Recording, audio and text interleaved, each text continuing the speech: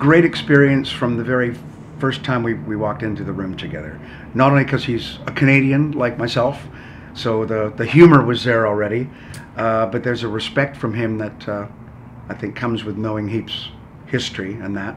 And he brought a freshness to the band that we were really looking for the last couple of years, especially in the final mix of things. The relationship grew very close very quickly, and I think that's the reason why we got, what, 10 songs recorded and finished in 19 days. Because I put that to any band out there, to record an album that quick that sounds as strong as Living the Dream.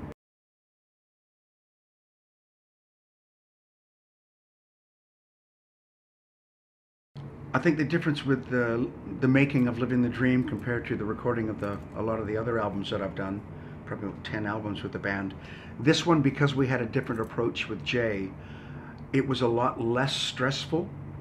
The working relationship was very instantaneous, and he knew exactly how to get the best out of each of us.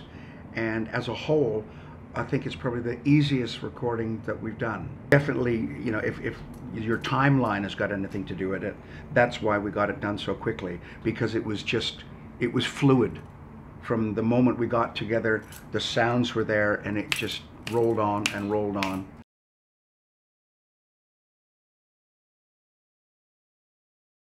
I think the fact that Uriah Heep worked on a blend of personalities together and friendship, rather than a lot of other bands that I could mention that work on an angst and it's a friction rather than a friendship. Mick from the 70s, he's always said to me, I couldn't ever have a guy in the band that I didn't like or didn't get along with, because we spend more time with each other than we do with our families. A lot more time. So you've got to get on like a bunch of brothers. And we have our moments, like any dysfunctional family does, but for the most part, we're friends first, musicians second. So yeah, when it's a day off, the band go out for dinner. If we're at a hotel, the band go down for breakfast. The band, on a day off, will go with the crew, and all 11 or 12 of us will go out mob-handed. But it is something a little bit special. But that's why we've got our crew that are there. They, you know, they're not on retainers. They can work with whoever they want to, but they like to work with us because we're mates. And even this tour here, you know, 10 weeks on one bus. Friction? Yeah, who's got the coffee maker? Who didn't flush the toilet? Who's snoring the loudest?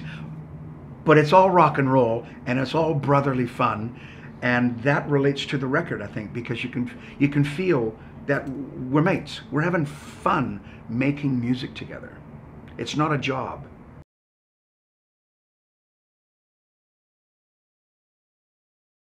Well, we have got quite a good relationship with Chappell Studios. We've gone there, I think, for 2 different albums in the past. So we know the room. It's a great live room. It is in the middle of nowhere. Even the pub closed down. Not a bad thing for a rock band, because we were spending half the budget in the pub and the other half the budget in the past in the studio. So we just brought in this time, which was a lot easier.